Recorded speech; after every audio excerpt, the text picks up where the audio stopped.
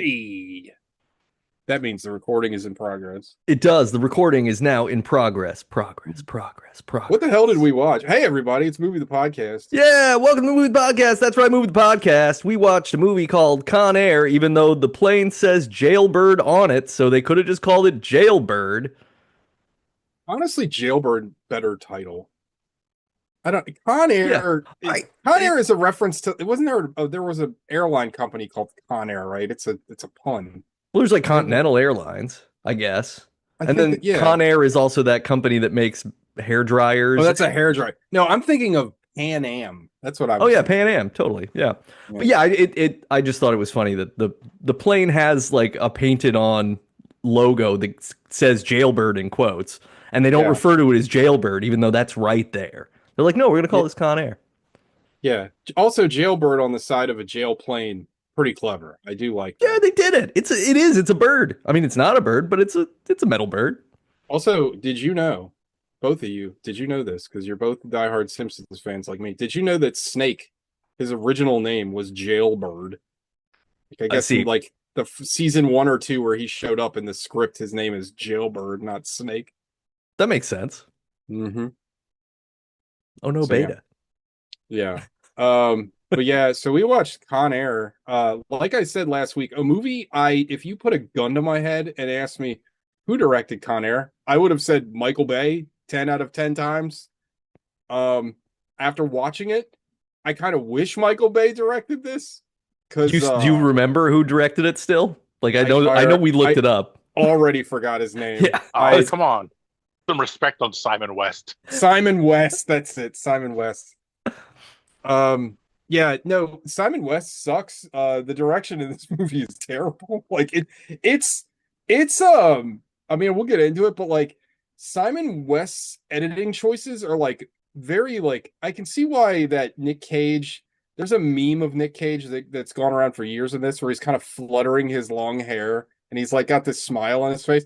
But like his direction style is very like memeable before memes were really a thing because like there's a lot of very yes. odd choices and like this guy loves face reactions when like the reaction's not like understandable. Like he just kind of it's like a Tim and Eric sketch. Like they zoom in on a guy's face and they're just like I don't know what kind of direction he gave him, but it's just like look kind of aloof. And then that's the scene. Like it's an I feel odd like film. he just did hard zooms at the end of every take he did, and the Yeah. actors were all like, "My lines are over," and he's Yeah. zooming in on them because he wanted to. Yeah, Uh, he's a real fucking Michael Haneke. He's just going for the realism of the scene.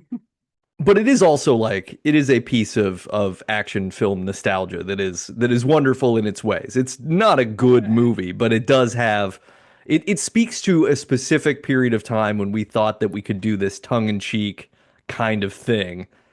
Well, yeah, I don't know if I said it in the group chat or I said it to Sean directly, but this movie felt like you know how like Team America is written?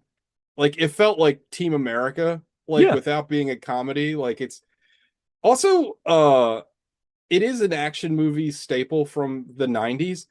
But I don't know about you guys, but I found the movie kind of boring. Like there's not a ton of action in this action movie. At least it's kind of backloaded, but we'll get into it. Yeah, yeah. It's definitely trading on high drama that doesn't always feel dramatic. But we do get Nick Cage doing another southern accent, which is always a treat. This accent is something else. It is It's amazing. not as good as his sailor accent, but it's very fun. Yeah, and he apparently went to Alabama and studied for a very long period of time to perfect Are this you accent. fucking serious? Yeah, He went to Alabama. he like spent time with people so that he could Where's do this right. where's Nick Cage originally from? Like New York or something?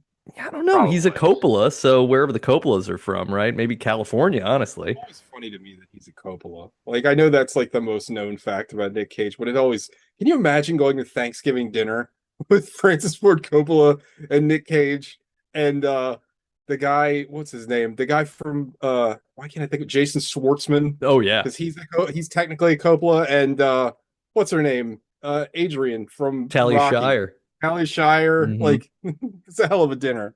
Yeah. Oh, it's amazing. But I yeah, didn't know she was a Coppola.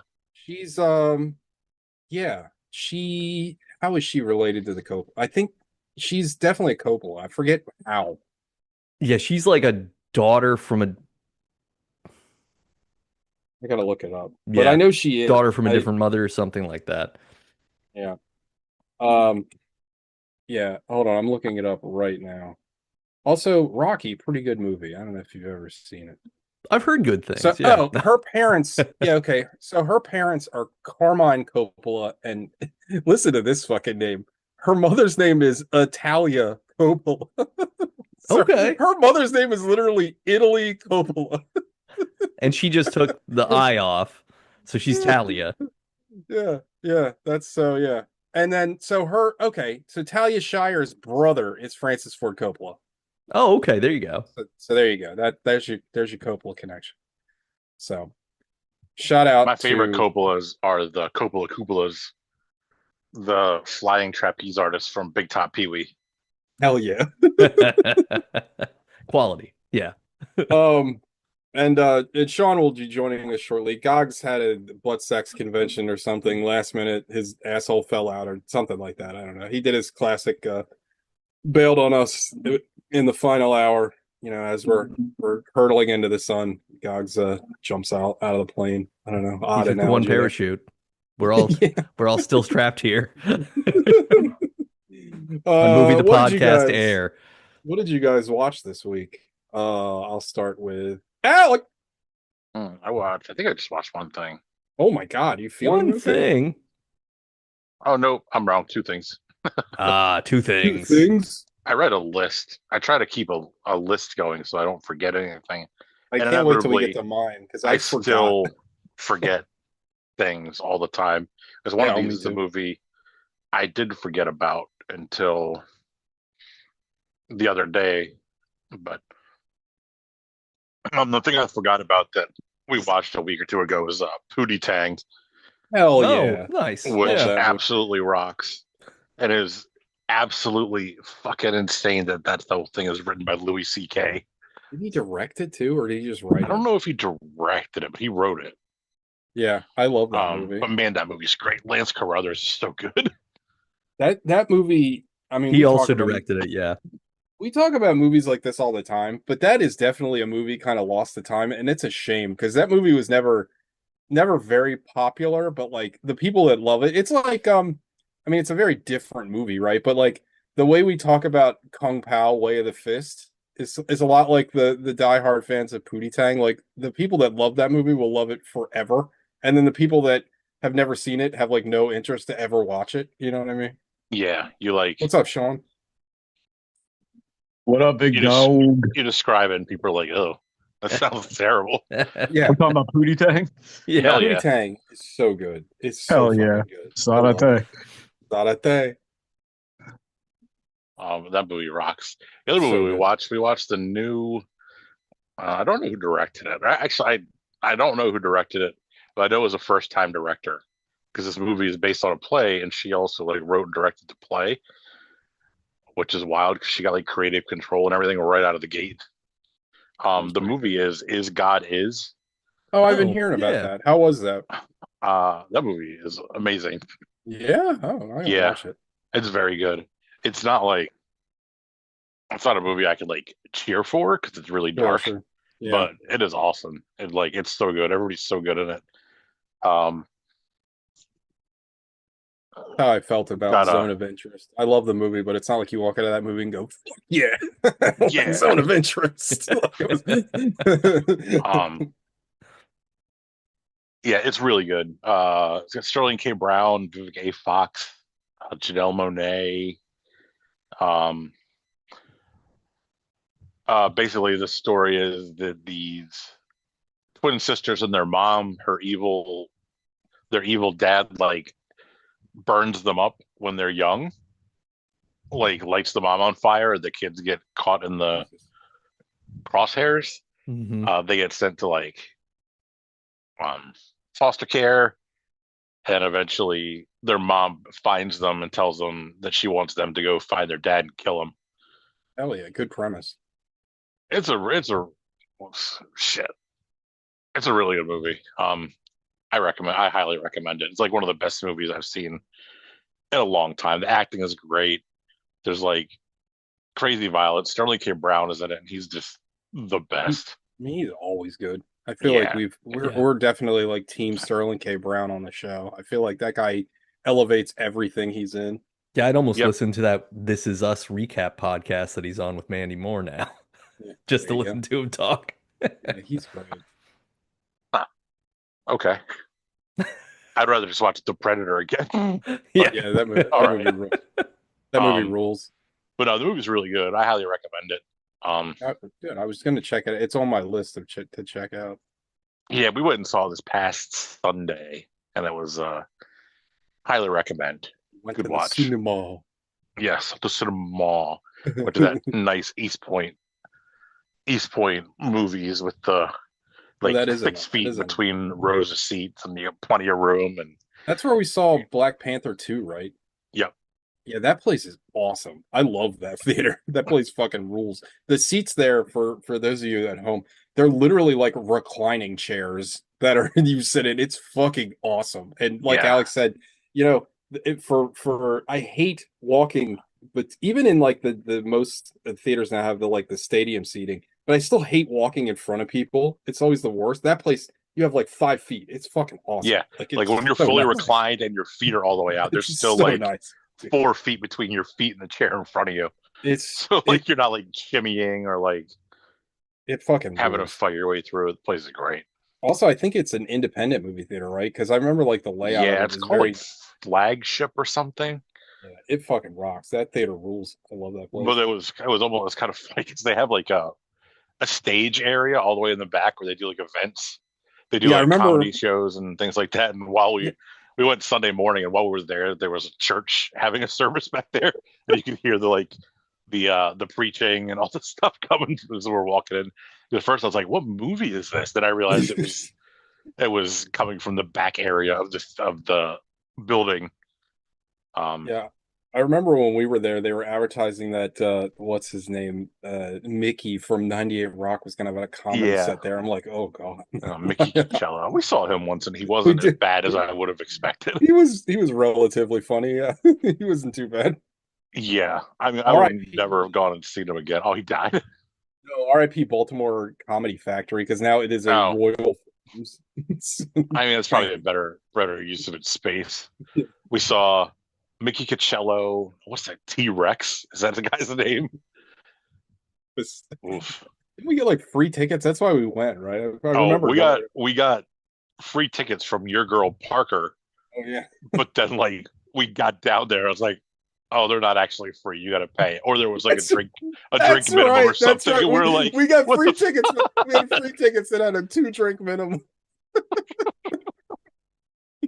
awesome. Yeah, awesome, fantastic. That's all I want. Sean, basketball playoffs. Oh yeah, basketball playoffs, of course. That's high cinema. Communist brother Victor Wembanyama Oh yes, destroying Secretary OKC. Wembanyama. No, I love the drama of the poor Israeli Oklahoma City Thunder versus the Red Army Chinese of the Spurs. That article is something else. It is wild. Jesus Christ, like who? Well, I mean, I know who, but no, the only thing I've been watching I believe it's called Your Friends and Neighbors or Our Friends and Neighbors, that John Hamm show that's on Apple. Is it good? It's like, and it's fine. There's nothing I've probably spent more time doing but engaging with less than prestige television shows. Like I Yeah. have them on, but I pay like very little attention to them. They're just kind of there, like because who wants a 36-hour movie? Like it's about rich people, and it's kind of like a dark comedy / family drama. And like I guess one thing you need to have in a successful drama, especially a long form, is sympathy for someone in it, which I can't because, well, the show goes out of its way to talk about how empty and shallow rich people are. But like, it's like, well, these couple of rich people are okay. And it's like, they're not though. And there's nothing I find less sympathetic than, if there's something I find less sympathetic than rich people, it's the children of rich people and their trials and tribulations. So like, it's a hard watch, even though I think the cast is really good. Amanda Pete's in it; she's good. John Hamm, I love. It just made me want to watch Baby Driver, Yeah. which is a movie that feels like it just kind of went down the memory hole. Yeah, I never really got around to watching that. I think Yeah, I you'd mean, like it. Spacey. It's right before Edgar Wright's entire oeuvre Yeah, fell that's off a a guy cliff. that like, man, I used to be like, this guy can't miss, and then he missed. Like, Yeah, What maybe are you they made gonna him do? stop. Maybe they banned him from doing Adderall like Chris Davis, and then he just went like 0 for 68. Um, and fascinating where that guy's career just kind of like At least imploded. I've been Chris Davis dreading or Edgar Wright? both. Both, but Edgar Wright specifically. I've been dreading the Edgar Wright announcement that he's like, I'm gonna make Shaun of the Dead 2, because I feel like he's at that part of his career, like the Kevin Smith Hotter path. fuzz. And I'm like, yeah, exactly. Like let's revisit the Coronado trilogy. And it's like, can we not? I mean, again, he hasn't said he's gonna do that, but like, I don't know. I feel like it's like on the verge. If he was going to do it like Kevin Smith, they would cast all their kids and remake them. Oh Yeah, God, sure. and Johnny Depp for some reason, because he made 5 like absolute bangers. I mean, the Coronado yeah. trilogy, Scott Pilgrim, and Baby Driver Yeah, are I all love- like oh, great. unquestionably excellent movies. Oh, And then yeah. he does Last Night in Soho, and I don't know if he just went crazy because people didn't like it that much, or just like I don't know what happened, but And R.I.P. I wanted to like that movie. That was one of those movies where like I was like, oh, Edgar Wright's doing a fucking Giallo movie. I'm in. Yeah, And then yeah. man, that movie just was not good. Yeah, What but did he that's do? all I watched. Yeah, what do He you did do after Running that? Man, too. He made The Oh Running yeah, Man. Running Man. I enjoyed the Running Yeah. Man, but it's not like It's not- it- Edgar Wright No, quality film. yeah, it doesn't. It doesn't feel like his thing anymore. Yeah. Yeah, I was trying to see if he had anything coming up. I'm sort of expecting that he's going to get like a hey, Marvel's flagging, so we're going to invite you back and actually Oh, it'd be let you funny make if a he movie. comes back. Yeah, after Yeah. the whole and just Ant-Man Ant-Man debacle. 3, Right. Yeah. it's 4. Yeah, I guess 4, right? No, Because Ant-Man, 4. Ant-Man the Wasp, Quantum Mania. was Yeah. 3, yeah. Yeah. I've never even seen Quantumania. It's not good. Honestly, God, I didn't. I was so excited I for that didn't hate movie. it. I think I'm the only like I didn't love it, but I didn't think maybe because I was expecting it to be like a train wreck. I And liked I it also at the time, but knowing now that like it didn't do Yeah. anything because of Jonathan Majors beating up people, or Yeah, beating true. up a woman, that like it had no impact. Not that anything has impact on Marvel anymore. It's just kind of they do whatever Yeah, comes next to them. But at that point, I still had like hopes for like Kang and yeah, me too. all that stuff. And then now it's like, oh, well, it didn't really matter at all. Like, does anybody think that Avengers movie is going to be good? The next one, I no. don't think it's going to be good, Yeah. but I'm still excited to see it. Yeah, I'll still watch it, but I'm not. My expectations are very low. Yeah. Anything guy else, Sean? No, that's it. I don't know who hasn't gone. It's just Alec went, so it's just you and Alec have gone. Okay, so it's me and Nate are left. Rags, what 4 movies did you watch, including the 2 movies from the 70s, some French movie nobody ever heard of, and something for the people? I've watched. What Australian outback horror movie did you watch this month? Don't worry, Honestly. I watched a couple of British films instead. Oh, yeah. The I British watched or the let's French see. of Europe. It's true. It's technically 5 things is what I'll say. One thing I've been watching a lot of, I've gotten into watching Markiplier's Let's Play of the newer Resident Evil games because I don't really feel like playing them, but I do want to see what the stories are. So I've watched all of 7 Village and 8 or 9 Requiem. So that was fun. I played through 7. I really like 7. I've owned Village for like 2 years. I've yet to play it, and I haven't played Requiem yet, but they're good. I don't know. I like Resident Evil games. My problem with Resident Evil 7 was I love the first like 3 hours when it's like a horror game when like Right. the family is like chasing. But like halfway through that game, you get like a bunch of machine guns, and it just turns into an action game. And I'm like, this isn't fun anymore. Like it was more fun when I had like I had to run away from all the threats, and I had nothing to like save me, and I was trying to avoid dying, and then it's just like bring it on, like it's Yeah, I mean I don't that's know. ultimately like the most interesting part of watching someone else play it too is Yeah, those tension moments and then once you get to the point where it's like, oh, you just walk in and like blow them away and everybody has like a red yeah, light that comes on to tell you where to shoot them and that's, it yeah, becomes it's very arcadey. And that's fine. That's what Resident Evil games are. I'm gonna, I'll check out some other things, but yeah, I think I don't know. Like I end up tapping out on a lot of those action horror games because it will either be like, oh, this isn't what I want to do now. The scary part's over, or it'll just be like I get stuck somewhere where I don't feel like playing it anymore. why I So was always more of a Silent Hill fan because like combat obviously is a part of the Silent Hill games, but like it was never. First of all, the combat in all of the Silent Hill games is like clunky and shitty, so you don't yeah, really want to engage with it. But it also makes sense like in the story because like was specifically like 1 and 2, like those are just normal people, so it doesn't make sense that they'd be like good at shooting guns or like hitting monsters with sticks. But like those games, I felt like did a better job at like always feeling tense and you feeling like vastly underpowered. And I haven't played another game that I've owned I forever think now. three's kind of underrated too. Three's like amazing. Yeah. My Silent Hill hot take is that Silent Hill 4 is not bad, but everybody hates it. But I think Silent Hill 4 is actually pretty Is interesting. that the convict bus one? No, that's the Homecoming? No. dreaded American ones. Right.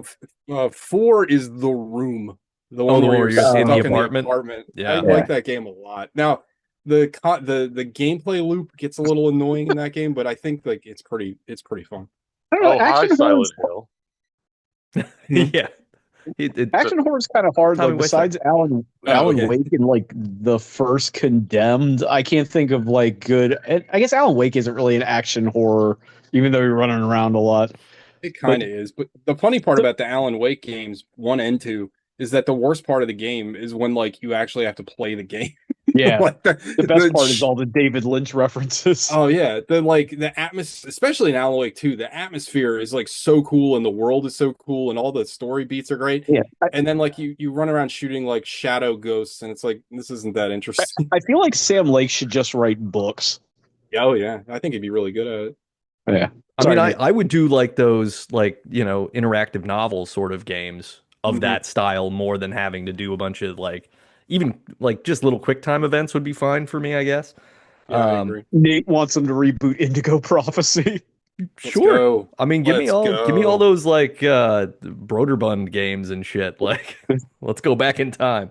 Hell yeah. Uh, I watched half of my I'm trying to find the year on this, but because I have this like these Oh, Star the Wars old ones. DVDs that are Yeah. the pre-McClunky cut and they're post special edition, but I watched half of that with the commentary on, so I got to hear George Lucas jerking himself off and Carrie Fisher talking about how difficult it was to break through into the movie, and then one of the special effects guys talking about really interesting things about tricks they did with stuff like, oh, for Oh, hyperspace, we just like punched a bunch of holes in like a tube and spun it really fast and then filmed it with the camera.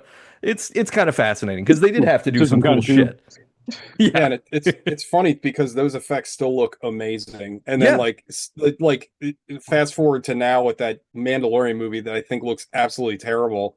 Like those visual effects have already aged poorly, and it's like some guy making a tube into hyperspace looks fantastic. It's just Did you see that Boots Riley quote tweet where somebody was like, "I can't believe we're in it." Somebody's like, "I can't believe we're in an era where we're talking more about a Boots Riley movie than the new Star Wars." And he quote tweeted the critics scores. He's like, "Maybe it's because," and he just put it there. yeah, I can't wait to see that movie.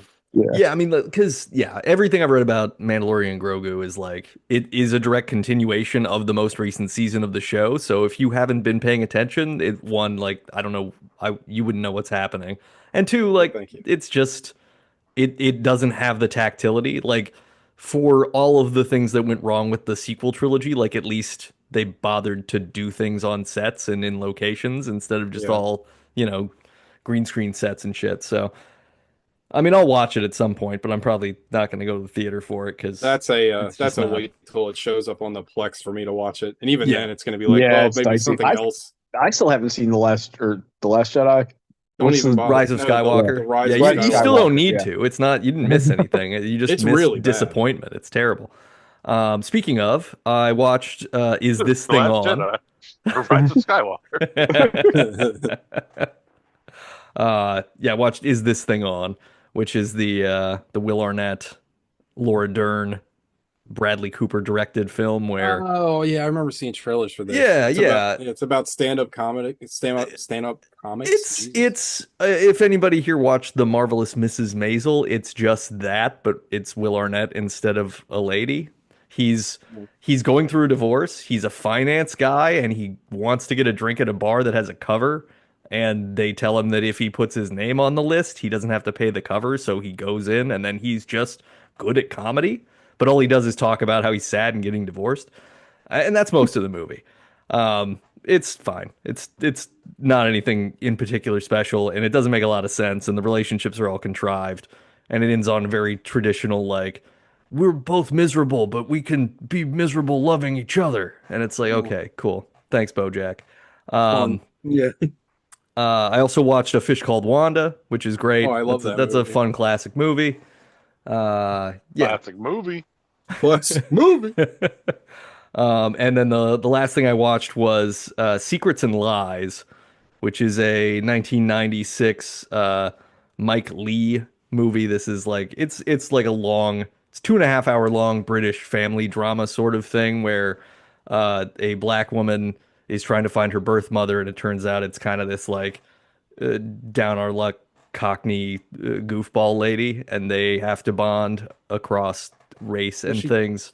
Does she do that thing where she's like, "That's chicken and fish," and it means something else? Like, don't they do that weird like rhyming scheme when they're just like, "That's Oh boots yeah, and pants." Cockney rhyming slang. Like yeah. She does at one point say that somebody's a shifty looking bleeder and walks like a crab.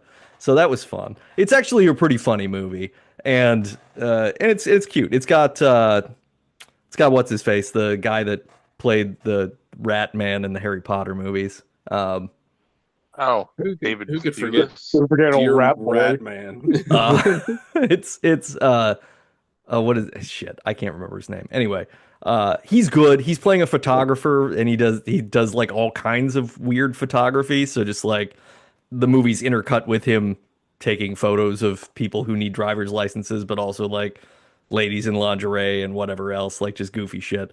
So it's pretty good. It's a good movie. I recommend it from a like the I don't know, air quotes, prestige cinema standpoint. TJ. I watched two things. One I really liked, and one to go to Alex's point from earlier about forgetting about shit he watched. So I watched this movie on Saturday right after I watched Con Air, and I literally was like driving home yesterday, and I was like thinking about the show, and I was like, I watched two movies this week, right? And I, for the life of me, could not remember the second movie I watched. So I had to go home, and with the Plex, you can look at your like user history, and I had to look up what I watched. I was like, oh yeah, I watched this. So the shitty thing that I watched was this 2026 movie called Faces of Death. Oh, I saw which- that on the Plex. It's a Dude. movie about Faces of Death. So here's the thing. I do not hate the premise. I think the premise, it's one of these movies that's like super frustrating because I think the premise is interesting. And I think inside this premise, you could have a lot of interesting things to say. Unfortunately, this movie has nothing to say, and it's like so bland and boring. And so the premise of the film is that this guy is this like serial killer is recreating the original Faces of Death murders. And if anybody's not familiar, Faces of Death were these video nasties that came out in like the late 70s, early 80s, possibly 90s, I can't remember, but a long time ago. These were like forbidden VHS tapes that you could rent, like Blockbuster wouldn't carry them, and they supposedly showed real death footage. Now the thing is that they weren't real. It was all staged. The only thing that unfortunately wasn't staged is there's a lot of animal murder in this shit, which is disgusting, and I have a lot of problems with like they did a lot in like gross out Euro horror movies in the 70s where they do like real animal murder. Yeah, And Cannibal Holocaust. Cannibal Holocaust. Milo and Otis. Yeah. Yeah. For I mean, real, they killed like 1 million dogs. They did, yeah. Fucking Cannibal Holocaust sucks the most because I actually think that's like as much as it's like a gross out Euro horror trash movie, I think that movie's actually like pretty good. Like I think there's actually like a real movie in there, but I can't like if I could like edit that movie and take out the fucking multiple scenes of like real animals getting killed, like you got to take that out of the And movie. like the Like I'm sorry. 25-minute long animals rape getting- sequence too. I mean, as fucked up as it sounds, I have less of a problem with that because I know it's fake and Fair. like, but like them actually like killing a turtle and like Yeah, they it's killed like a it's so turtle, yeah. fucking disgusting, and I don't care for it. Now that movie does have a lot of problems as far as production goes because they use like real indigenous people, and it's funny because it's a movie about how white people exploit like indigenous people, and they did that in real life, so it was like art imitating life. But anyway, Faces of Death was a bunch of like gory, like supposedly real murders that you could watch, and it was like you're getting away with something. So this killer, this killer in current day, is obsessed with these movies, and he's recreating these murders, and he's putting them on like TikTok. Basically, they don't have like TikTok, but it's like a TikTok like analog. And the main character is this girl who's like a content moderator, and she like kind of stumbles upon these and she thinks they're real, and you know nobody wants to listen because they're like it's feeding the algorithm, and like again like there's something here, like there's something, you know what I mean, like the fact that like if it bleeds it leads kind of thing. Like I think like a movie like Nightcrawler does a much better job at getting to the point that I think this movie's trying to get to. But the problem is that the main character is very uninteresting, and they give her this like really stupid backstory that like she's like traumatized because she she in her youth she was doing this like TikTok video where she was like doing like a dare, and her little sister were like waiting on a train track, and they were going to jump off the train track at the exact moment the train comes by. And of course the sister gets hung up and the sister dies, and then she becomes notorious for that, but that like makes her like a recluse or whatever. But like that bit of thing is ultimately nothing. And then the movie just devolves without saying anything to just being about this killer and his like gang of people that he's kidnapped, and then the girl, and it's very flat and boring. And then the killer, the fucking Faces of Death killer, he's like targeting influencers, and that's who's like his victims are. It's just not good. At the end, it's just like, what was the point of that? Like, there's nothing to it, and I just didn't care for it at all. And again, it was so forgettable that I literally forgot about it. What, 4 days after I watched it? Like, I could not remember for the life of me that I watched this movie. So it made that kind of impact on me. It was incredibly forgettable. The other thing I watched was absolutely fantastic. Favorite movie of the year so far. I watched Curry Baker's directorial debut, Obsession. Absolutely amazing film. I could not believe this is a Blumhouse Studios film. But then I did a little research, and this is one of those movies where Curry Baker, so if you're not familiar with Curry Baker, he used to be he was on a comedy troupe that got kind of famous on like YouTube and stuff called That's a Bad Idea. And chances are you've probably seen his sketches because they were very viral. And he spun that off, and he made a bunch of short horror films on his YouTube channel. And I talked about one, I think last year, called Milk and Cereal, which I thought was astounding. Like, I think Milk and Cereal, to me, aside from like the Blair Witch, is the best found footage movie I've ever seen. Like, I hate found footage, but I thought Milk and Cereal was so fucking good. And it's only an hour long. I highly recommend. Go ahead. He made the chair. I remember everybody fucking flipped up about that. Yeah. I love the chair. But he did all those on his own, and low budget. But they're shot and they're written really, really well. And this Obsession movie, I remember seeing a TikTok promo for this months ago, and I saw Curry Baker's name, and I was like, oh, I'm in. Like, this guy actually made like a full movie. I'm in. But anyway, he made Obsession. He personally financed it. I think the budget for Obsession was something like crazy low. Like, I think he spent like $1 million or something like that.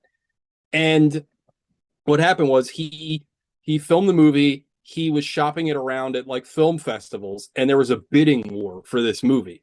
and Blumhouse won the bidding war. So this is technically a Blumhouse movie, but it's not really. Because once you watch it, you're going to be like, this isn't a Blumhouse movie. This is not like what they usually put out. This isn't like schlock, and this isn't Mile like, you know. 4. Yeah, exactly. This movie is absolutely incredible. It looks amazing. Like this movie does things with like shadow and like lighting, like alone makes it worth watching. Like there's scenes in this movie that are so fucking creepy in a way that you can't really put your finger on, and it's literally just from the framing and the light. Like it's so well done. The acting is incredible. The girl in the movie. So the brief description of the movie is so this guy, the main character is this guy who's this kind of nebbish dork incelly guy who, you know, is obsessed with this girl. Like he loves this girl, but he can't like muster up the nerve to tell her his feelings. And you know, he's this very woe is me type character. And then he goes to buy the girl this necklace, this crystal necklace, because it's kind of hinted that she's kind of like a hippie or whatever.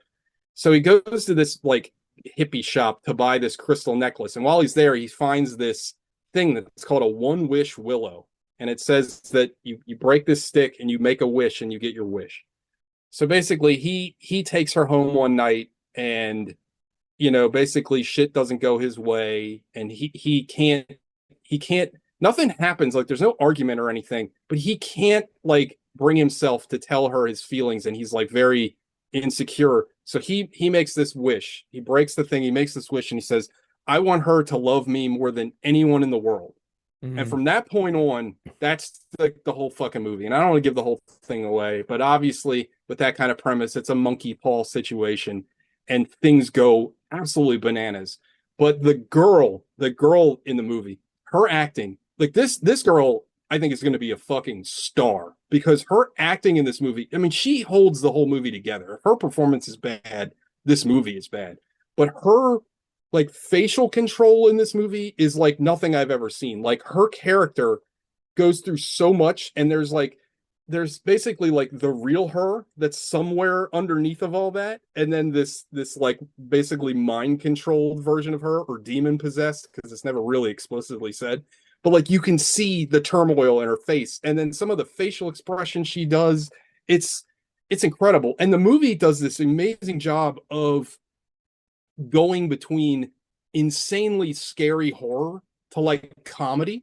Like there's like very funny scenes, there's incredibly dark scenes, there's lots of, it's very violent, but like in a grounded kind of way. Like all the violence feels very very grounded and very realistic. So like when it hits, you're like, oh god, like almost like a Talk to Me, or like how Bring Her Back has that level of another YouTube guy, believe it or not. How crazy is that? These YouTube guys just keep churning out movies. I can't say enough good things about this movie. This movie is a 10 out of 10 for me. I fucking loved it. I can't wait to watch it again. I thought it was amazing. Unlike the previous movie I was mentioning, this movie has a lot to say. This movie talks explicitly about kind of incel culture and how, you know, these like people like incels are so self-centered and they only think about themselves and their problems, but they're also too chicken shit to do anything about their own lives and like what they're doing. It's such a fucking good movie. Also, Andy Richter is in it, which is fun. Nice. Andy Richter is the most famous person in the movie. Is he playing himself and his five brothers, his five twins? No. They all these characters. It's a very small cast because it's basically just 4 characters, and they all work at the same music shop. And Andy Richter is the manager of the music shop, and one of the friends' father. But man, this movie is, I mean, as far as like featured, like we've talked about this a lot over the last like few years, but so many of these new directors come out and they just come out swinging. Like this movie feels so confident, and it's so well written, so well directed. It's hard to believe this is this guy's first movie. Like I cannot wait to see what he's already, excuse me, he's already got a movie done called Anything But Ghosts, which is a great title. Yeah. And apparently it's about these paranormal investigators that are con artists. And they apparently, you know, they think they're doing a con and then something real goes down. But that's already done. That's like in the can. So that's coming out soon. And then sadly, his next project that he's currently working on is a Texas Chainsaw Massacre remake. So might have to skip that one, but at least he's got one more original coming out. But yeah, as soon as I saw I think if anybody can do a good job, I have faith in him, but I do not want to see another Texas Chainsaw Massacre remake. I've seen enough of those, but maybe he'll do something interesting with it. I don't know. But yeah, I can't stress this enough. Go see Obsession. Even if you're not like a horror person, I think there's enough in this movie where you'll like it. I mean, some of the like gore and stuff, and obviously, like if you're sensitive to like, you know, kind of like shitty men, like if you've had shitty men in your past, you're probably gonna be a little triggered by some of this stuff. But again, he's the bad guy, and I've already. It's funny. My Letterbox review is like, I can't wait for incels to like misread this movie and say that the girl is the villain, and I've already seen that, which is absurd. But it's a great movie. Again, if right now my favorite movie of the year, and if it will definitely, I don't see it not being in my top 10 by the end of the year. So this last 2 weeks been really good because the drama was also fantastic. So excellent movie. Go see Obsession. Highly recommended. And then this weekend, I'm fucking pumped because you got the Backrooms coming out, which looks really good. And then you got the new Boots Riley movie, I Love Boosters. It's going to be a rare 2 times at the cinema for TJ this weekend. So 2 times? Yeah, good shit. So yeah, let's talk about Hell Con yeah. Air, and I'm going to turn my AC on. It's very hot in here. Con Air. What happened in Con Air? Oh dear, what didn't happen in Con Air? Well, Con Air is about the Army Rangers. It opens like it's a documentary. This opening sucks. Like, this is so unnecessary. Like, Hitton being a ranger plays such a little part in this movie, other than he's just like generically tough. Yeah, like, no, it's nonsense. It opens this- like fucking Patton. yeah, this is one of the 90 times that the movie asserts that it's very like pro-military, pro-cop. Yeah. Even though it's going to put all of the interesting characters in the position of being people who have committed crimes. So it opens on I don't know, easily acquired Freedom of Information Act footage of Army Rangers blowing shit up in the Middle East. And it's sub B-roll. yeah. And then they have a rented trailer where Nicolas Cage is being honorably discharged with like 3 other people. And they're like, "Yeah, you're awesome. Get out of here. You did your Army Rangering. You can go home." So he rides a standing boat to the dockside bar that his wife works at, and she is apparently the least appearing pregnant person who's ever existed. And we chat about this on the text, but how he impregnated her when he was deployed, and she's got to be like what? People start showing in like the 3rd month, 4th month, something like that. Yeah. Like you would have something noticeable. Monica Potter has been doing sit-ups right before the scene in which maybe she's like an Asari and she just can get pregnant by thinking about it. You know what I mean? Oh, okay. That does seem canonically more accurate to this movie. Nicolas Cage comes home and immediately some drunk guys are like, "Hey, being in the army it's gay that you were in the army." This guy is so funny too because he's like, "It's your fault, pussies like you. We lost Vietnam." And it's like, sir, it's like 1997. Why are you still talking about Vietnam? Like, what are you talking about? And the only thing that he's doing is not beating the shit out of him the first time the guy asked. Like, it's also a very like weirdly introspective redneck that acknowledges that we lost that war. Yeah, because there is a scene in A Fish Called Wanda where that's Kevin Kline is arguing with John Cleese about doing their U.S. Britain supremacy argument, and he's like, "We didn't lose Vietnam. That was a draw." Whatever. Anyway, so yes, More elevated redneck. But yeah, the rednecks just want to they want to dance with his lady, and he just says no, and they immediately are like, "Oh, you're a coward," and it's like, no, he actually. I mean, it would have been more cowardly if he was like, "Yeah, dance with her. I don't Yeah, care." go ahead. Yeah, Right? How, it's how have you, Nate? How have you made it this far? I know it's only several seconds in the movie, without mentioning what it is Nick Cage is doing with this accent, because it is like we talked about it a little bit before Oh, you got okay. on. Oh yeah. So Nicolas Cage actually went to Alabama and studied with people to quote unquote perfect this accent. This is I've never heard correct. that accent in my life. It's like if Dracula was from fucking Louisiana. No, this movie is the emblematic, like Nicolas Cage is both the best and worst thing in the movie at the same time. Oh Yeah. yeah, Like he's 100%. able to be Schrodinger's actor. Well, I think this is just another version of what is it, Sailor Ripley Sailor, from Wild yeah. at Heart. Yeah, just a much lesser, yeah. But he does more prison yoga later.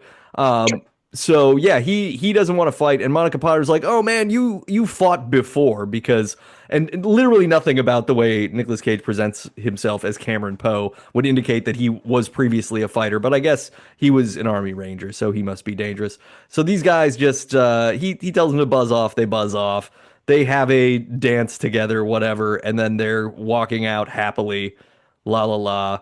And the guys, it's pouring rain, and these three guys have been, I guess, waiting in the downpour to beat him up later on the other side of a chain link fence for reasons that can only be.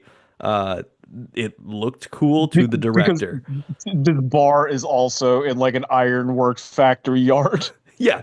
Because there's an active oil derrick that is pumping Yeah. right there next to where they walk out of the bar. So like, But this is. The thing is that kills me, right? His girlfriend or wife is there, right? The bartender sees the fucking three guys like talking shit to him and wanting to fight him, right? So then eventually Nick Cage fights him, he kills one of them. But then he goes to jail for that, but there's no clearer case of like self-defense I've ever seen in my life. Like Yeah. I just don't. And this It's would like- be one of it's your like- stand the ground states specifically Yeah. too. It's not Yeah. like this happened in, San Francisco where there would be a debate about whether it was the right use of force or Right. not. Yeah, It's it's like I'm the judge. It's like you're going to double prison because you're a soldier. Like Well, I it's hate funny you. too, Go 'cause, away. like, I felt like Also, I mean, obviously, is this movie that like your hands are a deadly weapon? Has that ever been like a real codified thing anywhere, or is that all just movie bullshit? It's the most Only for contrived Steve thing. Seagal Seagal. says so. What's that? But Steven Seagal says so.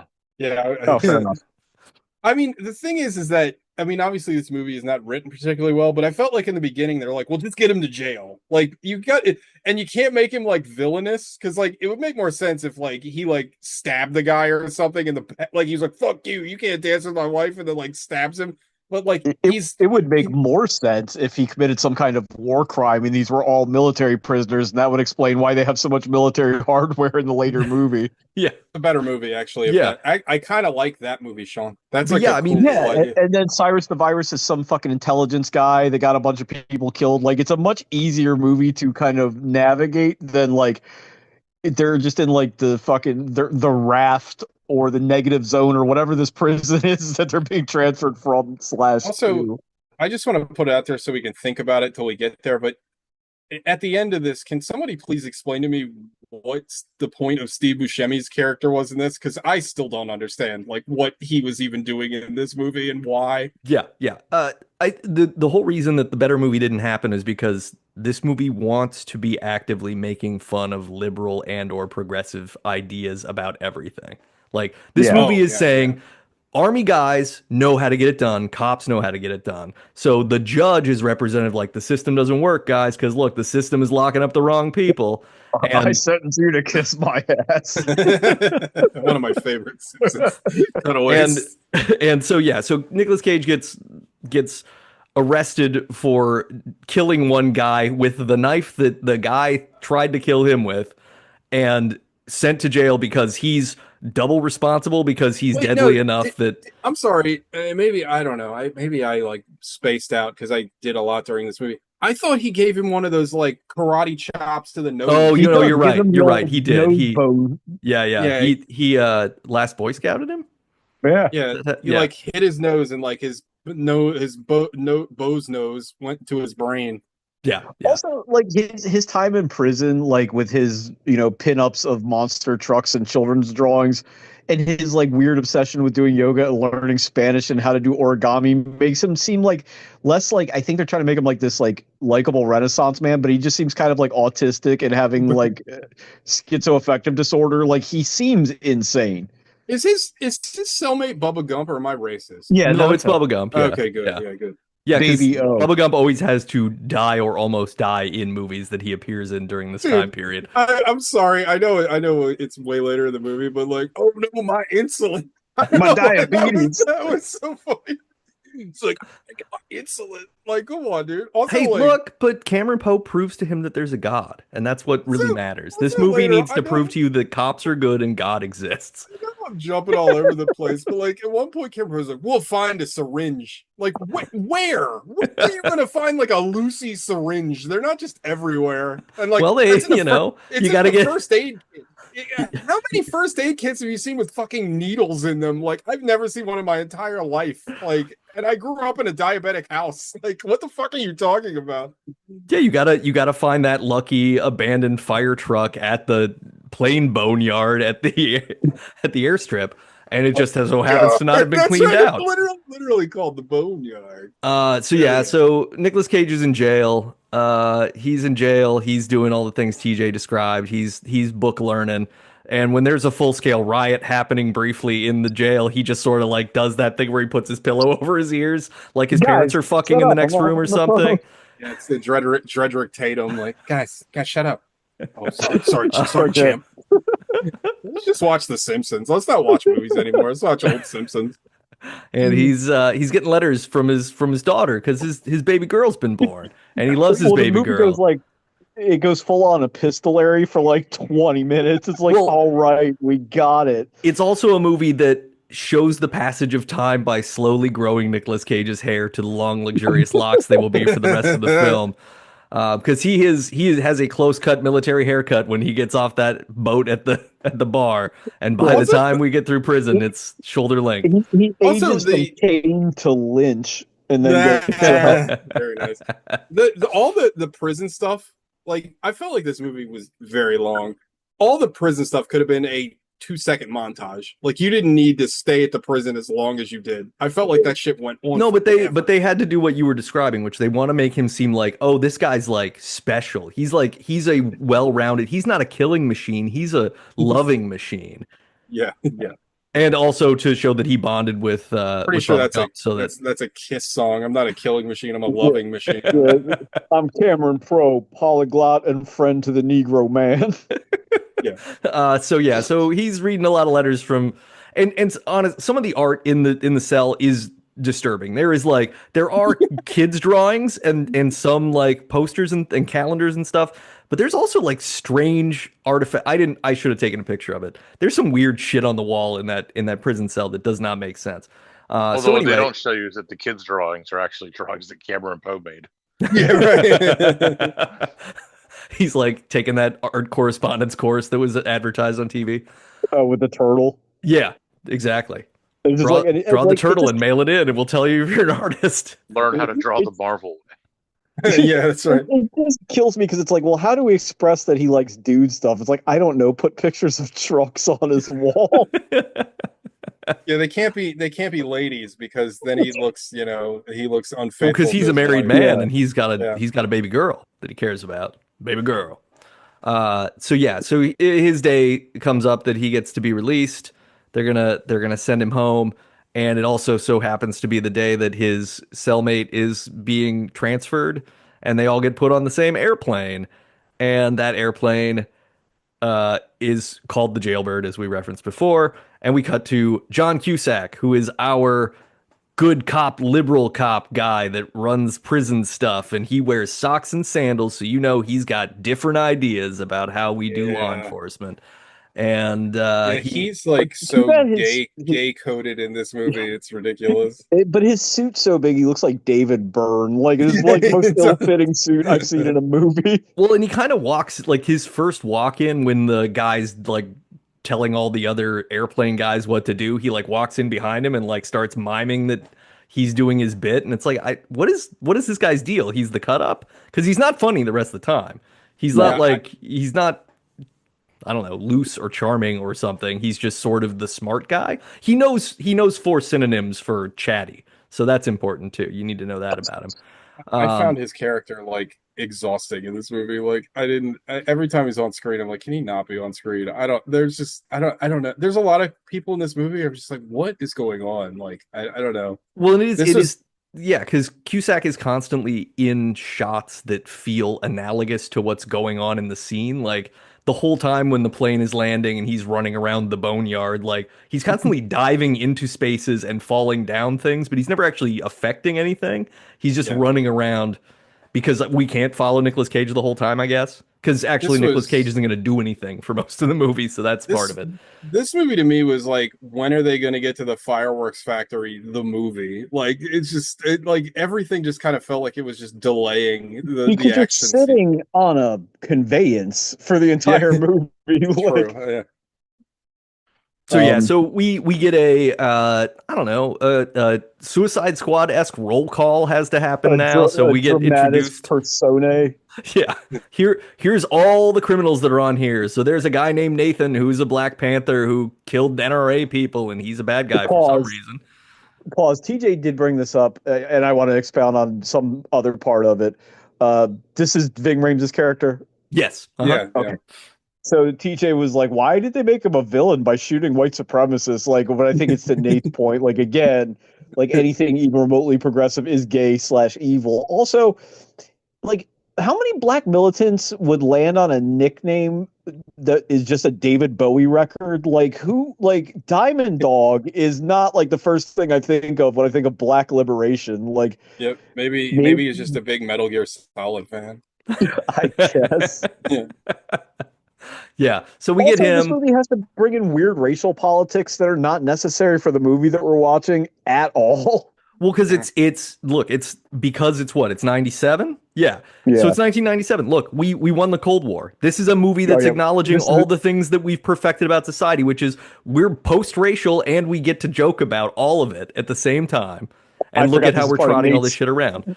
Nate's end of history collection. That's right. It is. This is peak end of history cinema, honestly. It really is. Because it doesn't have to have a point. It's fucking stupid. It's doing victory laps on itself constantly, even though nothing happens. So yeah, we get him. We get I guess they do Cyrus the Virus. They get Danny Trejo's a rapist.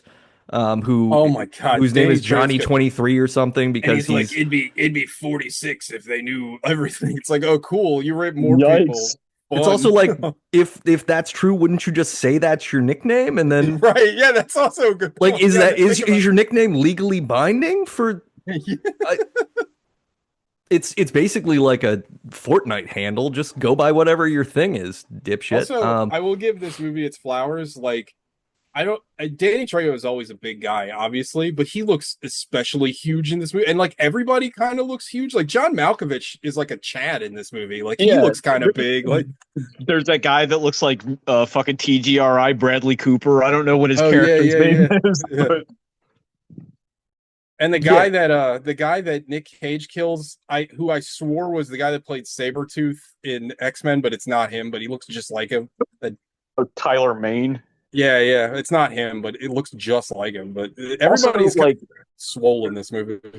You get a problematic Dave Chappelle, which is funny that you cast a comedian and then give him the unfunniest shit possible to say. Yeah. I mean, he does Pinball or something, or what was his name? Yeah, I think his name is Pinball. Yeah. When he's getting loaded onto the plane, the prison guard's like, "Your breath smells like shit," and he says, "I thought he told me he loved me." So I don't know. Oh. That's funny, right? Look, Chappelle just spends his time trying to flirt with a lady and then gets caught in the landing gear, which is still probably one of the funniest dummies that I've seen in a movie in a long time. It is pretty good. The dummy shit is not bad. That's my favorite part of the movie.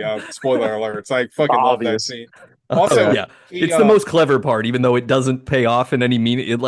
It doesn't pay off that interestingly. Also, I texted Sean when it happened, but the guy driving the car that he falls on, that guy's from Twin Peaks. Bobby's dead. Yeah, that's Oh, nice. the colonel or whatever from Yeah. Twin Peaks. Have you ever considered the possibility that love isn't enough?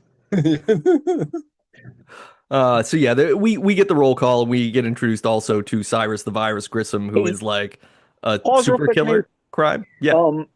I wasn't paying attention that well, so like forgive me, but is this like a Assault on Precinct 13 thing 13. where the prison's closing and they all have to be moved, or like why are they putting all these super criminals on the same plane? I think I they're don't just think moving them to another place, but they don't really say what it They is, never honestly. say. Yeah, I don't It's think not they okay. say. yeah, it's That's just like stupid. yeah. Meanwhile, Call Meany,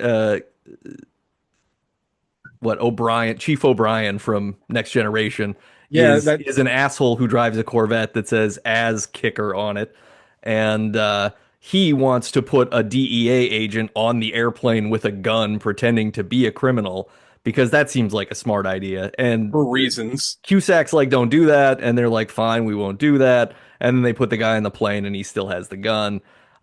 It's very stupid. There's a queer coded prisoner who is on the plane. There's a few more white supremacist guys, and Oh wait, then wait, wait, wait, wait. You're not there's not a character that's queer coded. Are you talking about the same character that's literally like a prison bitch? well, Like yeah, yeah. I yeah, mean, that guy is you know, not queer. That guy is well, I'm saying coded because it's not. I don't know. He's queer coded in the way that Randy Fine is Israeli coded. yeah. yeah. So yeah. Anyway, they're all gonna get on Also, this plane, and the plane's gonna fly. What else has that guy been in that we've seen? Like Which is one? The the gay guy guy? the guy that's queer coded, that's wearing a dress and sucking everybody off. I think Is he like- yeah. Is he in like a fucking kids or something like that? I gotta look it up. I'll get back to you. Yeah, Go on. I couldn't place him. Yeah, he definitely has a recognizable face. So yeah, so we got all these criminals. We got Cyrus the Virus. He's the brains of the whole operation. He's incredibly smart. Something he killed a bunch of people. He's been in jail somehow since he was 12, I guess, because they give his age as like 38 and say that he's been in Yeah. jail for 25 years. So I guess unless he was in there briefly, got out, did the murders, and was sent back. I felt like, and I could be wrong, maybe I was looking at it the wrong way, but I felt like Cyrus the Virus is like a Chad Hannibal Lecter. I think that's what they were trying to go for with him a little bit. Like he's very smart, but he's a serial killer, but he's got his own like weird like moral serial killer moral code and whatnot. Yeah, he's operating with a zeitgeist. He's not just like doing random crime, which is interesting that they bothered to have Buscemi's character in it at all because Buscemi's character seems to be saying the same kind of shit, but they don't give those lines to Malkovich. I don't know. His character is so fucking pointless. Like I will get to my favorite. He scene, is my second favorite molester scene. coded. But Well, he is though. That's what his thing is. They talk. Don't they like explicitly say that he's like a pedo? He's a child murderer. I don't know if he fucks them. Also, that the queer coded guy, he's in Hackers. He's one of the hacker crew. How did I sure. not catch Okay. that? I love Yep. that movie. So yeah, so they're doing We watch they're on the Hackers next airplane. week? Yeah, why not? Hack the planet. I kind of love Hackers. You got to Why? hack the Gibson. The 90s are back. End So of yeah, history movie. So the airplane takes off, right? They're flying, and almost immediately Dave Chappelle fakes getting sick, and then somebody else is like takes advantage of this. This is the worst prepared group of airplane high security like prison guard people ever because they're immediately like, oh, hey, let's just all help you, and also we'll disconnect shit, and then it all breaks out. That's what happens. Like everybody's getting loose. Cyrus the Virus gets loose. That's a problem with like a Prison Break movie when you're 10,000 feet in there. It's like, okay, we escaped. Now we just got to hang out for an hour. Yeah. We got out. Now what? Oh, we got to wait to land.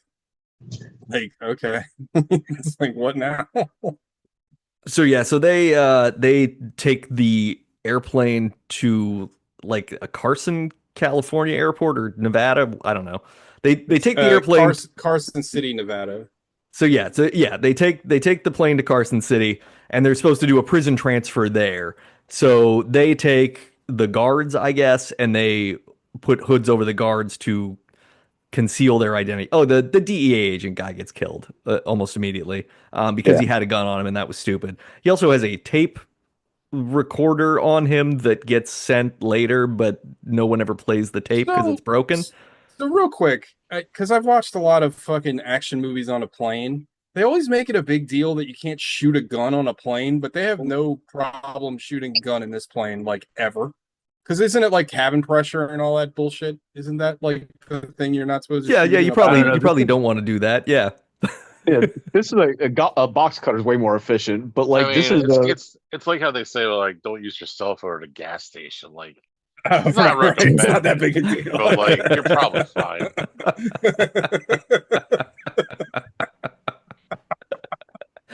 That should have just been the movie. Is there's like a prison bus and the guard uses a cell phone at the gas station and that causes the break. It blows up.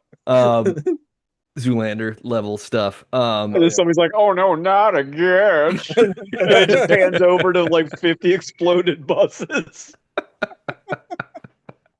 So yeah, when they get to Carson City, they trade some guards, and they're gonna let Cameron Poe go with the guards, but Cameron won't leave because Bubba Gump's insulin was broken during the altercation, and he won't leave his buddy behind because he's that kind of guy. He really wants to see his baby girl, but he does not want even one person who he's known for 7 years to die, despite the fact that in war, almost certainly his friends did under similar circumstances. This movie is so scared to do anything like shocking or creative that like even Bubba Gump doesn't die in this fucking movie, even though like he gets shot, he has no insulin, so like he should be dead, but like now we can't even kill him. Like, well, because God exists, TJ. Cameron Poe proves that God exists. He says he's going to, and he does. So yeah, they do the prison transfer. They end up picking up new prisoners. So they get this guy named Swamp Thing, who just so happens to be a transport plane pilot as a hobby. Yeah, and they like also he like hotwired planes or something. It's like, oh yeah, I know how to fly a plane. Yeah. And they also pick up Garland Green, who is Steve Buscemi's serial killer character, and he's fully Hannibal Lectered up, strapped to like a gurney with a face mask. But it does beg the question, Nate, what really is crazy? Right? Child murder or going to work? Yeah. Yeah. I mean, honestly, yeah. You know, is it crazier to dance to Sweet Home Alabama in a plane when the band died in a plane crash? Or is it crazy for me to wear a little girl's head on my head while I'm driving across country? Yeah. Also, one, logistically, how would that work? And two, did like he tape it on there? Like, did he hollow it out? Like, is it like a Kippa situation? Yeah. Also, that episode of The Office where Dwight put a jack-o'-lantern on his head. Oh, right. Yeah. Not familiar. Also, yeah. My references of a 20-year-old comedy are wasted on you. Most things are. And I don't want to be pedantic, but I don't think technically all of Leonard Skinner died in that plane crash. So unfortunately, because they're still around. Yeah. But that is another reason why it's a end of history movie, because everybody's like, hey, Leonard Skinner has no negative associations whatsoever. We'll all dance to this. Including the Black Panther guy. No problem. So, let's see. Did you already get to the Chappelle dummy part? Did we pass that, or is that coming up? That's coming. Well, that's coming up because they do the transfer, and then while this is happening, like the prison guards find like a dummy brick that I guess Cyrus the Virus made out of like the commissary toothpaste or something. I don't know. He made a plaster wall and he put inside it all of his prison break notes and a box that says "Do not open." And so John Cusack runs over there and he's like, "Hey, what's in the box?" And then they aren't supposed to look in the box, and he says, "Don't look in the box." Yeah, his plans are foiled in the same way that like Sideshow Bob's are. It's like he just has to keep meticulous records out of hubris. Yeah, I mean, John Malkovich knew the little-known statute that if you say "do not open the box," they can't hold that against you in a court of law. True. I wrote it on the box. That's I ironclad. asked him if he was a cop. Yeah, all right. So yeah, Cyrus also has like a cutout cipher sort of situation where you go through a typed up manuscript, and if you move this punched out whole thing, you get to spell words, and those words say Carson City, Nevada. So John Cusack's like, oh, why? they're going to Carson City. Yeah, why? I don't know at all. Why he would have these things when clearly they were intended for someone to decode something that they would need to know, because he already knows. But yeah, so Cusack runs away, and of course one of the guards is like, I'm going to open the box, and it's a bomb, because of course it is. So they all get blown to shit. And so yeah, Cusack's trying to stop them from letting the plane take off.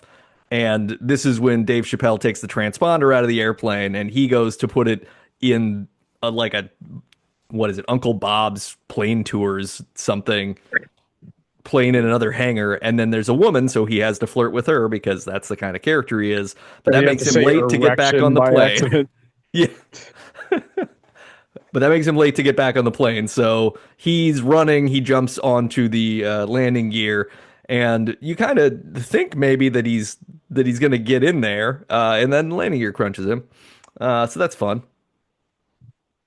Yeah. So they take off again, and now Swamp Thing is flying the plane, and Cameron Poe is trying to figure out what's going on. And then there's the like white supremacist dude with the bad goatee who doesn't like Cameron Poe because Cameron Poe seems not as, I don't know what. He's literally, Nicolas Cage is doing literally nothing in the movie at this point, but he's rubbed this guy the wrong way. I can't stress this enough. Nicolas Cage hasn't done shit. Like, we're like an hour. This is a classic movie, the podcast movie, because I had to do something and I paused the movie and I was like, there's an hour and 15 minutes left of this. How is this possible? I was like, oh no. Because See, that was your the mistake, flight- was pausing the movie. Yeah, you're Yeah, absolutely you right. should have just left. You didn't miss anything. The movie Yeah. takes place in real time. You're on the whole flight. It's like the beginning of Birdemic. So yeah, so Or they're that Penn and Teller video game where you do the bus ride. The Sean knows what I'm desert talking bus. about. Yeah. Of course I do. so we also find out that I guess there's a transfer plane that they're going to this Lerner air base to There's also pick some up. drug dealer that someone's nominally working for that doesn't amount to anything, and who cares? Yeah. There is a cartel guy that has made a promise to Cyrus, so they're going to do this. Everybody thinks they're going to go to an extradition country or something. Then Ving Rhames sends Cameron Poe down into the underbelly of the plane to figure out what's wrong with the landing gear, because they're going to miss their timeline because landing gear isn't up. And that's where we find Dave Chappelle's dummy corpse crushed in there. And then he clears that. He sees him, and then he like scribbles a note on his shirt with a marker that he has for some reason. But he writes a note to be like, hey, tell this guy who I can't remember why he knows who Larkin is at this point either, but he writes a note specifically to John Cusack on Dave Chappelle's shirt and then drops him out the airplane. And then we get to see the corpse fly through the sky for a while. I wish Gogs was here because he is an engineer, but like from what I understand, like wouldn't Dave Chappelle have hit like a fucking comet? Like wouldn't it cause like some kind of like massive destruction, or Dave Chappelle would be like completely obliterated? Like he would be a fine paste. Turn into pudding. Yeah. Yeah. I feel like at a certain point, terminal velocity would start like destroying the clothing he was wearing, and he would just vaporize. But so he lands on a Volvo that's just been washed because, of course, the guy's like, it always rains right after I wash the car, and then a full human body falls on him. I mean, to be fair, it's the funniest part of the movie. It's the best. It's the best thought out and bit. It's also the only part of the movie that's written as a joke, and it's actually funny. Like that part is legitimately pretty funny. So I'll give him credit for that. So they fly toward this other airfield, and meanwhile in the background, like Chief O'Brien and Cusack are arguing about like, we got to go chase them down. We've got the transponder. We'll go find them. and they're flying like there's constantly attack helicopters in this movie for reasons too. Willy-nilly use of attack helicopters. It's like they're both like U.S. Marshals, right? Like, yeah. It's like, we're Treasury. We can't do any of this. Like, I don't know, like that they have the authority to requisition Black Hawks to fly like civilian airspace. But they're just doing it. They're taking them wherever they want. Like a real tour of the Arizona situation. You just grab whatever you feel like when you're in a position of power. So during this, I guess that's when the white supremacist guy figures out that Cameron Poe like is getting out because he finds a letter in the box in the underbelly of the plane or whatever. So then they get in a fight and Cameron Poe kills the guy because he won't let go of his daughter's bunny rabbit. He has a daughter. It's like, okay. Yeah, to put the bunny in the box is like a trailer line. I don't recall the trailer, but it seems like it must have been in there. Oh yeah. Yeah. So he kills another guy, but he's clearly broken up about it because Cameron Poe's a good man. He hasn't killed in nigh on 7 years. So they finally land at this other place, which is just like a derelict airport and boneyard. Just a bunch of old aircraft pieces, and then literally every vehicle available at the time, I guess. They just dump all this shit here. But there's no sign of their plane from the drug dealer. So they are trying to fuel up their original plane, and they're going to fly that. And meanwhile, Cusack gets there also. Cusack's running around. He like goes to the air traffic control tower, and the air traffic controller's already dead, which I guess is because the cartel people are hiding. Or Ronald Reagan. Them? Or something. Yeah, Ronald Reagan. I like that. Good. But yeah, also there's a joke because there's a guy flying like a small plane, and he's like mouthing off to them, and then he realizes they're all murderers and has to run into the desert for hours. I assume it was the inspiration for Quantum of Solace. So I assume, yeah. So yeah, this is when Steve Buscemi gets off the plane, and for whatever reason, like this airfield that's in the middle of the desert is also in proximity to like a bunch of trailer parks where a solitary girl child is having a tea party in an empty pool. I assume the government's doing some kind of bizarre testing on the population there. Yeah, it does have Resident Evil vibes with the whole area. 100%. It's like fucking he lands in Gummoville. So yeah, they're all hanging out. Cusack's trying to like figure out what's going on. Cameron Poe is sneaking off of the plane to get the insulin at this point, I think, because he negotiates with Cyrus that like he also said we shouldn't kill our leverage, these prison guards that have been not present in the film. We got to keep them because they're good. We need them to negotiate. So yeah, it's just whatever. He's annoying. He sucks. He does. He sucks because he's just gonna like punch two people later, and that's the whole movie. So yeah, he's running around. He's gonna try to find insulin. So he's like looking for whatever he can to figure out how he can be helpful. How he's gonna get this insulin into this man. Yeah, and he also he's got to find something to jam it into him. He also ties the plane off to like a single like cement caisson, I guess, which proves totally effective for later. So good work. Yeah, we watch Steve Buscemi just have tea with this little girl, and he doesn't, I guess, kill her. This scene is what is this scene? Like this is the scene that really was like, why is he like? Is the girl really there? Because it's in like the middle of like the bomb town from like fucking Call of Duty. Like it's like, why is there this little girl there in a pool having a tea party? And then that scene doesn't really go anywhere. And it's like, what was the point of that? Like I don't really understand. I mean, it teaches him to sing "It's a Small World," right? That's like, or no, he's got the whole wide world in his hands. He's got the whole world in his hands. Yeah. But that's the only that is the Manchurian Candidate mantra he needs to deactivate his serial killer. Yeah, shit. Because then he's just fixed later on. Manchurian him. Right. Because now he can just go sit in Vegas and gamble for the rest of time, apparently. I guess, yeah, I don't know. His character is like so completely pointless. I just so strange. So yeah, so National Guard guys are also being sent in here because they know that they're there now because Cusack manages to send word or whatever. And then Cusack has to be like, no, you guys are going to get ambushed because you're walking down the stupidest entry point in this whole thing, which is down the middle between the two tall stacks of airplanes. They literally walk into the hot gates and just get fucking annihilated. So and yeah, it's lucky because they seeded before that the plane, though no one is carrying on the plane is full of an arsenal of weapons for reasons that make total sense. Because what you want is the ability to shoot the prisoners that are attacking you if you can land and get outside the plane first. Yeah. So they're using all those weapons. They're killing National Guard guys. John Cusack gets a bulldozer because this is also part of our Bulldozer series of movies where a bulldozer is used to end the film. So he does that to bulldozer shield everybody, and several of the prisoners get shot during this section, and then all of them try to take off in the plane again.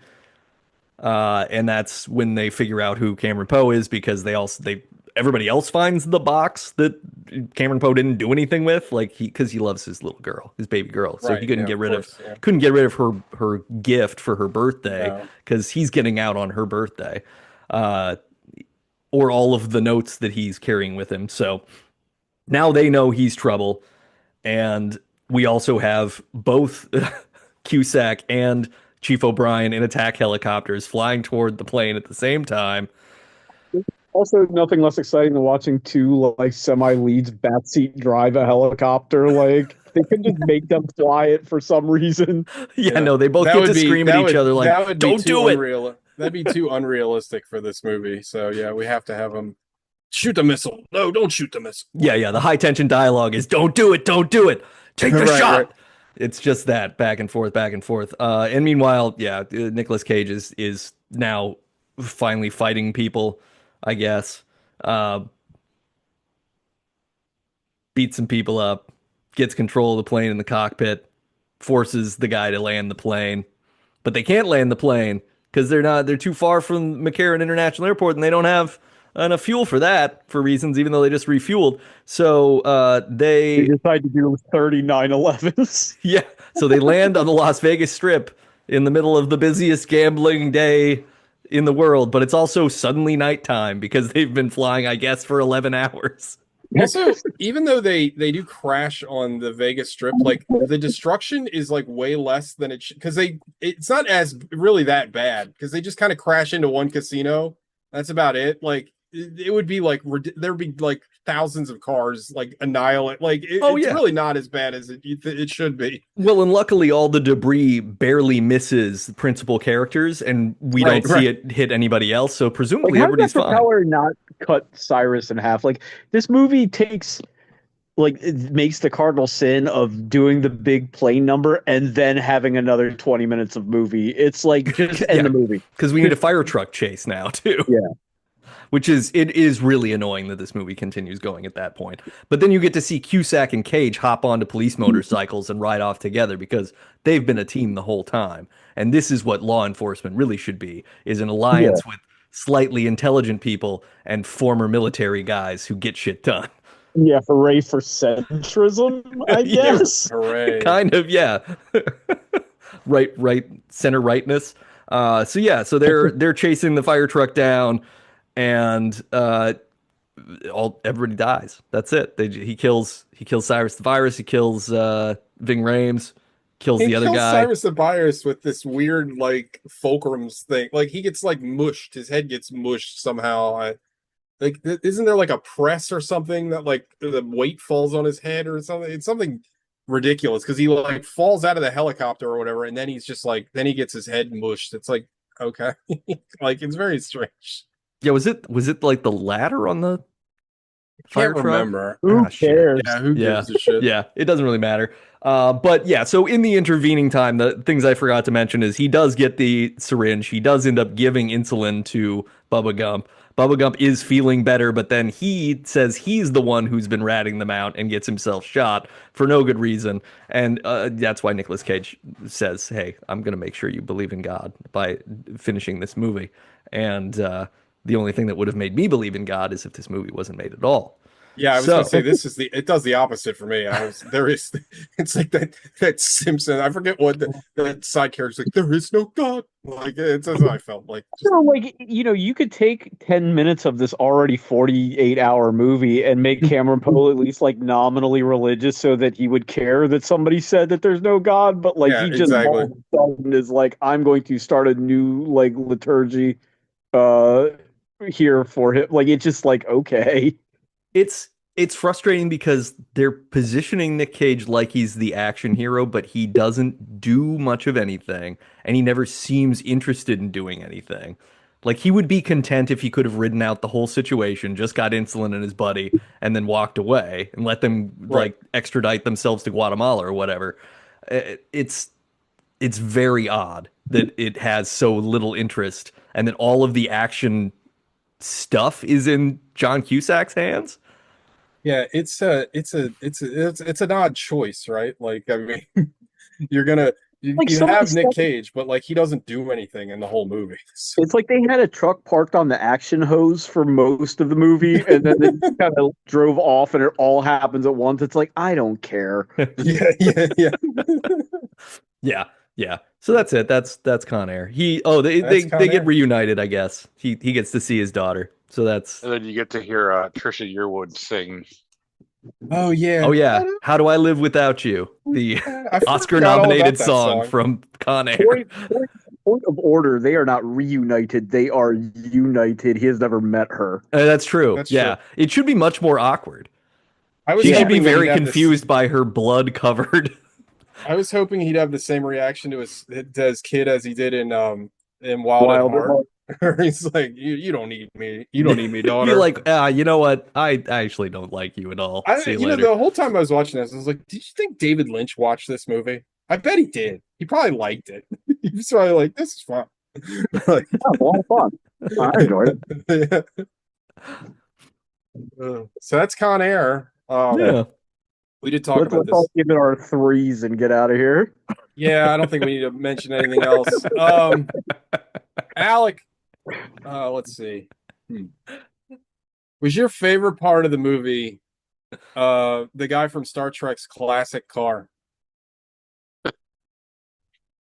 Yeah, sure. Yeah. Fuck it, why not?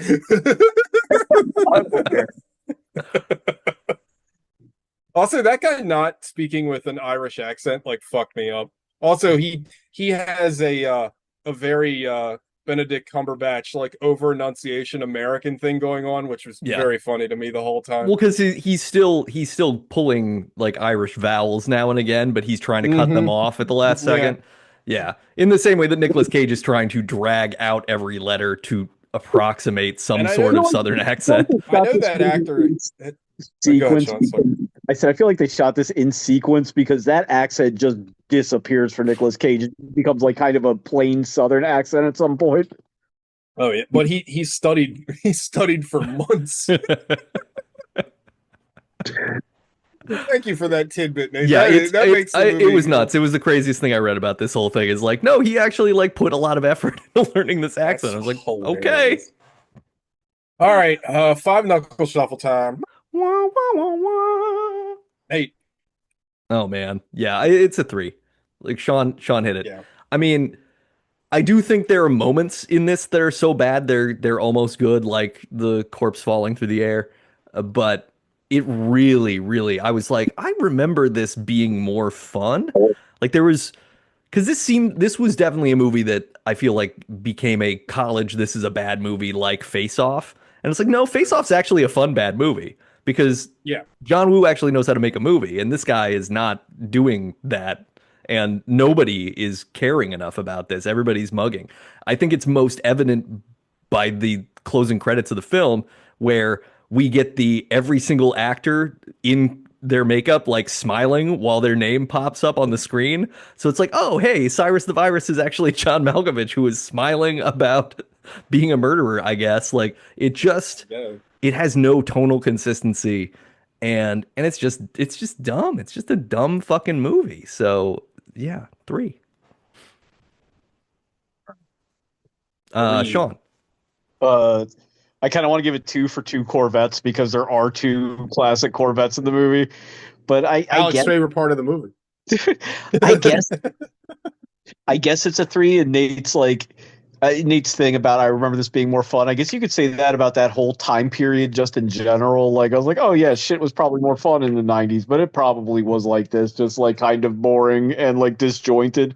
There's just for a movie that's going, a couple hundred miles an hour, it's like very impropulsive. Like it's like he's got to get home, but like the contrivance of putting him on this plane with all these super prisoners and whatever the fuck, like makes no sense when he could just like walk out of the prison and somebody could pick him up.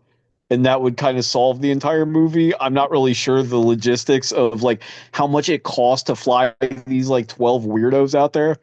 And then like it's like every other movie that's on a plane, Air Force One, Snakes on a Plane, whatever. It's like you're hampered by the fact that everybody's on an airplane and they can only move 10 feet.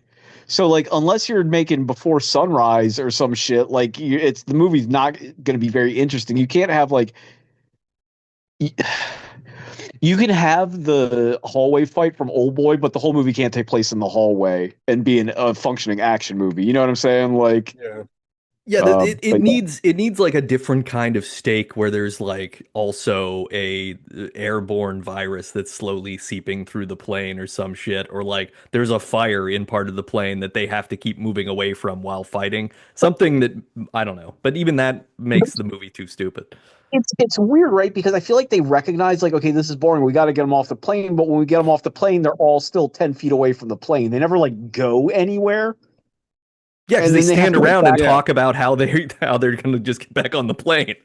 Right. So like it doesn't have to exclusively you could have like got them off the plane and then done the chase or whatever, but like the fact that they do that gigantic like horrible looking plane semi crash and then still make more of the movie is like unforgivable because the movie is like I think it's just at 2 hours or maybe a hair under, but it feels like 4. Oh yeah. Alec. It's gonna be a 6. All right. 6. Really? Yeah, Interesting. I didn't hate this as much as you guys did. I don't know if it's because I just have a weird soft spot for it. I That's think fair. it's my favorite of the Nick Cage late '90s action trilogy. Better than That The kind of Rock? turned his, yeah, and Wow. the other one, Face Off. But maybe you should watch Face Off next. Yeah, I think Face Off's Yeah. my favorite of those, but Well, we already did Nick Cage. Can we go back to somebody? If we've is that a we haven't really established that role. Oh, okay. Yeah. So a couple of little fun facts about the movie. Cameron Poe was originally offered to Sly Stallone and Kurt Russell, but both actors reportedly declined it because they hated the script. They were correct. And John notoriously Malkovich script turned picky down Stallone. John Malkovich turned down the lead role in Air Force One to make this movie. It's Oh, unclear no. whether it was the president or Gary Oldman's role. Oh yeah, You would have been good in the Gary Oldman role. yeah. But he would've been turned really down good. one airplane hijack movie for another one. That's funny as hell. That's too funny. I could see him in it would have been funny if he was the president and Gary Oldman was the villain. Now that's a movie. Yeah. That's if I made that movie. No one would have watched it. That would be wild though, J.J. because he could Abrams. say memoir but also kick ass. Oh yeah. in the same Yeah, movie. oh yeah. I would love J.J. that. Abrams did a polish on this script. Oh yeah. On this, Yeah. yeah. TJ. It's a 2 for me, dog. I hated my time with this. I'm struggling not to give it a 1, but I'll give it a 2 just because there were parts of this movie that made me laugh. Like the Dave, it's been well covered ground on this show that I love a good dummy fall. It's one of my favorite things in any movie. I there's a Instagram I follow that just shows a lot of like schlocky action movies, and like 9 times out of 10 it's just dummy falls, and I just send them to Sean all the time because they always like, I love them. I wish they're not really in movies anymore, and it's a lost art. I love them. But this movie is just so fucking boring. Oh my god. I think Sean said it. He's like, this is a 48-hour movie. It feels like, I don't know, man. Like I think Malkovich is good with the material he has. Like he's trying. And I can't get over, and maybe it's just because we watched Burn After Reading and he's much, much older. But like I've never really thought of Malkovich as being like a Chad, but he is like kind of jacked in this movie. I mean, for Malkovich, you know what I mean? But like Ving Rhames sucks. Like his character is terrible. I love Steve Buscemi. He's one of my favorite actors of all time. He's wasted in this film. And somebody brought it up, like he's Hannibal Lecter too. Like you got 2 Hannibal Lecters in this movie because Cyrus the Virus is Hannibal Lecter, and then Steve Buscemi is kind of Hannibal Lecter too, but like a pedo is Hannibal Lecter. I don't know. It's just And they're both like nothing. yeah, they're both thinking man's criminals, and neither of them seem to think anything through after a certain point. Well, and like a lot of times with a movie, right? Like, especially, the most common problem I have with a movie that I don't like is that it's too long and you could cut stuff. I feel like you could cut 90% of this movie because, like, at the end of it, I'm like, well, what did any of it matter? Like, nothing really mattered in this movie. Yeah, it's a 2, man. I was really hoping, I was earnestly hoping that this was going to be like a fun, bad movie. Like, that's what I kind of went in thinking. Like, I was like, this is going to be fun, like schlocky, kind of like The Rock. Like, I haven't seen The Rock in probably 20 years. But if you ask me right now, like, did you like The Rock? I'm like, yeah, I love The Rock. I think it's fun. The Rock's kind of good. I'm kind of bummed that Gogs isn't on here because I feel like we kind of picked this movie for Gogs. This is like a Gogs film, and I watched this movie at Gogs's house before. I've definitely watched. I mean, his one of his old houses. Millionaire Gogs with his several old houses, but And none but of yeah. which he ever knew what day he was closing on. That will live forever in movie the podcast lore. But yeah, I just didn't care for this movie, and strangely enough, one of my biggest problems is that Nick Cage has like nothing to do. Like he doesn't really do much in the entire movie. And like if it was something like where it's like he's like holding his rage back and he's gonna like have like a final like violent explosion, like that'd be cool. But he kind of just sits around and doesn't do anything. I mean, his accent's funny, so that does add to the score. But like overall, it's just like really flat and boring. And like I just was not entertained in this film. I was just waiting for it to be over with. Also, like again, the things you could cut, John Cusack's character completely.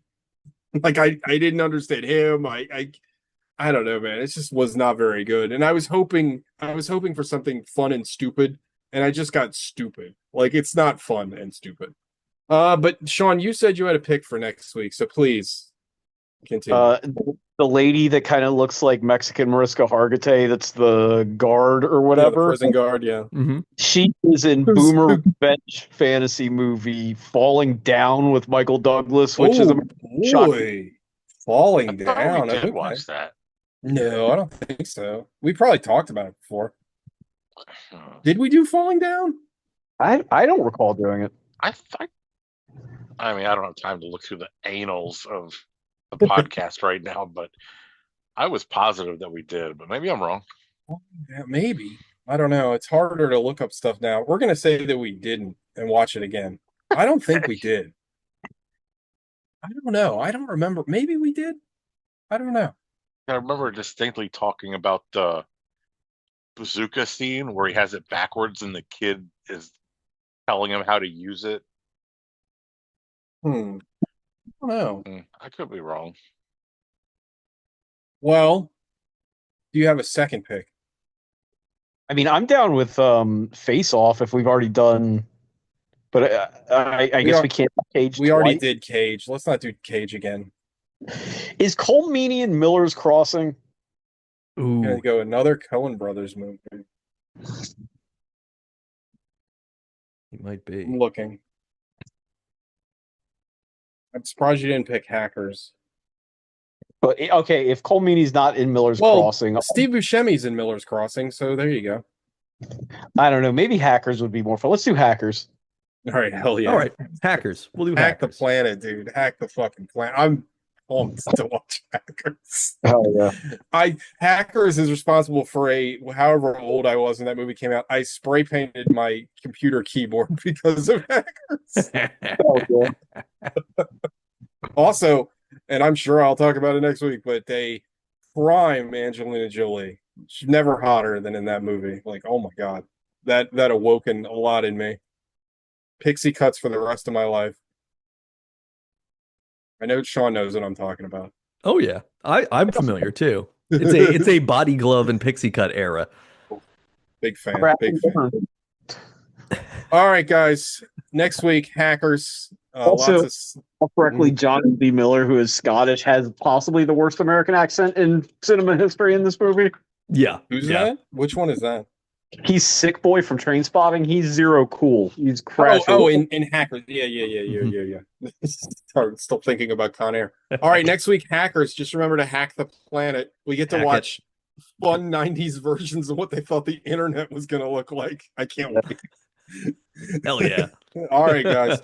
That's All the right. show. You know what to do. Eat your own ass. Stock up on gasoline because it's getting expensive. Bye-bye.